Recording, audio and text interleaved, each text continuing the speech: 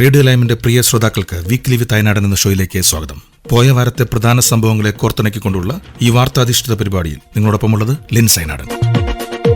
US ചരിത്രത്തിലെ ഏറ്റവും ദൈർഘ്യമേറിയ സർക്കാർ ഷട്ട്ഡൌൺ അവസാനിച്ചു. ജനപ്രതിസഭ പാസാക്കിയ ധനാനുമതി ബിൽ പ്രസിഡന്റ് ഡൊണാൾഡ് ട്രംപ് ഒപ്പുവെച്ചു. ബില്ലിൽ ഒപ്പുവെക്കുമ്പോഴും ഡെമോക്രാറ്റുകൾക്കെതിരെ കടുത്ത വിമർശനമാണ് ട്രംപ് നടത്തിയത്. ഷട്ട്ഡൌണിലൂടെ ഡെമോക്രാറ്റുകൾ രാജ്യത്തെ കൊള്ളയടിക്കാൻ ശ്രമിച്ചെന്നാണ് ട്രംപിന്റെ ആരോപണം. രാഷ്ട്രീയ കാരണങ്ങൾ മാത്രമാണ് ഷട്ട്ഡൌണ് പിന്നിലെന്നും ട്രംപ് പറഞ്ഞു.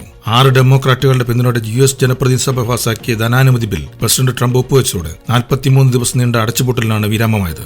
43 ദിവസത്തെ അടച്ചുപൂട്ടലിന് ശേഷമാണ് US ഫെഡറൽ സർക്കാരിന്റെ പ്രധാന സേവനങ്ങൾ പുനഃസ്ഥാപിക്കാൻ വഴി തുറന്നത്. സെനറ്റ് അംഗീകരിച്ച ബില്ലാണ് റിപ്പബ്ലിക് നിയന്ത്രിത ജനപ്രതിനിധിസഭ 209-നെതിരെ 22 വോട്ടുകൾക്ക് പാസാക്കിയത്.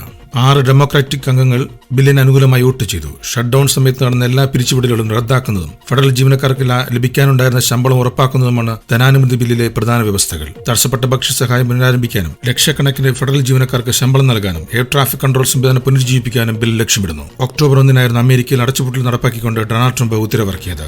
1981 ശേഷം അമേരിക്കയിൽ നിലവിൽ വന്ന 15ാം ഷട്ട്ഡൌൺ ആയിരുന്നു ഇത്. പ്രകോപനപരമായ അവകാശവാദവുമായി പാകിസ്ഥാൻ പ്രതിരോധ മന്ത്രി ഖ്യാജ ആസിഫ് വീണ്ടും രംഗത്ത്.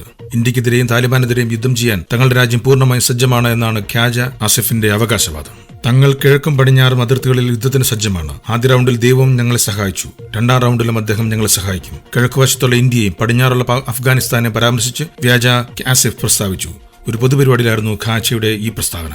കഴിഞ്ഞ ചൊവ്വാഴ്ച ഇസ്ലാമാബാദിലുണ്ടായ ചാവേർ സ്ഫോടനത്തിൽ 12 പേർ കൊല്ലപ്പെടുകയും 36 പേർക്ക് പരിക്കേൽക്കുകയും ചെയ്തതിന് പിന്നാലെയായിരുന്നു ഈ പരാമർശം. പാകിസ്ഥാനി താലിബാൻ ഈ ചാവേർ ആക്രമണത്തിന്റെ ഉത്തരവാദിത്തം ഏറ്റെടുത്തിട്ടുണ്ട്. ഇന്ത്യൻ പിന്തുണയുടെ സജീവമായ ഗ്രൂപ്പുകൾക്ക് ആക്രമണത്തിൽ പങ്കുണ്ടെന്ന് പാക് പ്രധാനമന്ത്രി ഷഹബാസ് ഷെരീഫ് ആരോപിച്ചപ്പോൾ ബോംബാക്രമണത്തിലൂടെ താലിബാൻ സന്ദേശം നൽകുകയായിരുന്നെന്നും ഖവാജ ആസിഫ് പറഞ്ഞു. ഡൽഹിയിലുണ്ടായ സ്ഫോടനത്തെക്കുറിച്ചുള്ള വിവാദ പരാമർശങ്ങൾക്ക് പിന്നാലെയാണ് ആസിഫിന്റെ പുതിയ പ്രസ്താവനകൾ.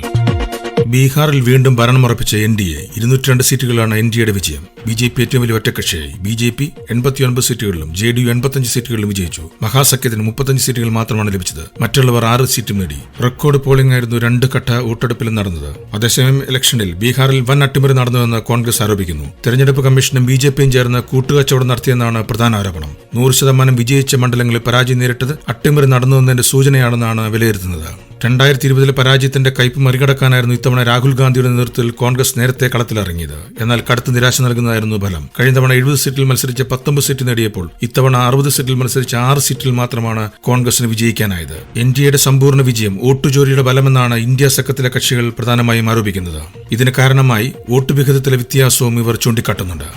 ബീഹാർ നിയമസഭാ തെരഞ്ഞെടുപ്പിലെ വൻ വിജയത്തിന് പിന്നാലെ അടുത്ത കൊല്ലം നടക്കാനിരിക്കുന്ന പശ്ചിമബംഗാൾ നിയമസഭാ തെരഞ്ഞെടുപ്പിലെ വിജയപ്രതീക്ഷയുമായി BJP.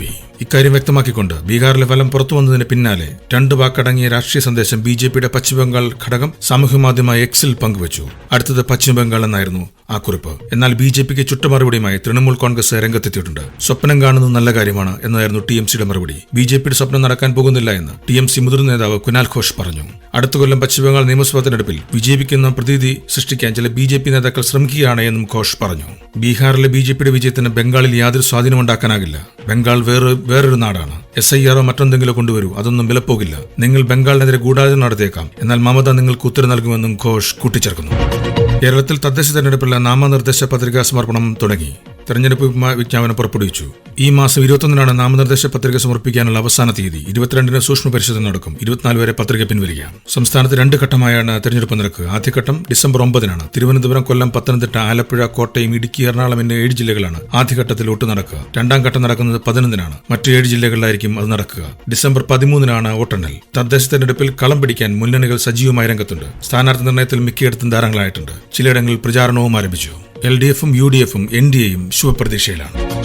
2026 ഫിഫ ലോകകപ്പിൽ അർജന്റീന ടീമിനായി കളിക്കാൻ ആഗ്രഹമുണ്ടെന്ന് ലയണൽ മെസ്സി. എന്നാൽ പൂർണ്ണ ആരോഗ്യവാനാണെങ്കിൽ മാത്രമേ ലോകകപ്പിൽ കളിക്കൂവെന്നും ടീമിന് ബാധ്യതയാകാൻ താൻ ആഗ്രഹിക്കുന്നില്ല എന്ന് മെസ്സി പറഞ്ഞു. അതേസമയം 6ാമത്തെ ലോകകപ്പിന് തയ്യാറെടുക്കുന്ന മെസ്സി അർജന്റീനയ്ക്ക് വേണ്ടി 195 മത്സരങ്ങളിൽ നിന്ന് 114 ഗോൾ നേടിയിട്ടുണ്ട്. 2022 ഖത്തറിൽ നീണ്ട കാലത്തിന് ശേഷം തന്റെ രാജ്യത്തിനായി കിരീടം നേടി നൽകി. 7 ഗോളും 3 അസിസ്റ്റും നേടി താരം തന്നെയായിരുന്നു ടൂർണമെന്റിൽ താരത്തിനുള്ള ഗോൾഡൻ ബോൾ സ്വന്തമാക്കിയത്. 2006 ഫിഫ ലോകകപ്പിൽ അരങ്ങേറുന്നത്. ശേഷം 2014 ടീമിനെ ഫൈനലെത്തിച്ചു. ഫൈനലിൽ ജർമ്മനിയോട് തോറ്റെങ്കിലും 4 ഗോളും 1 അസിസ്റ്റും നേടി താരമായിരുന്നു ഗോൾഡൻ ബോൾ സ്വന്തമാക്കിയത്. അർജന്റീനയ്ക്കായി കോപ്പ കിരീടങ്ങളും ഫൈനലിൽ സെമിയും നേടിയിട്ടുണ്ട്. നിലവിൽ മേജർ ലീഗ് സോക്കറിൽ ഇന്റർ മയാമിക്ക് പന്ത് തട്ടുന്ന താരം മികച്ച ഫോമിലുമാണ്.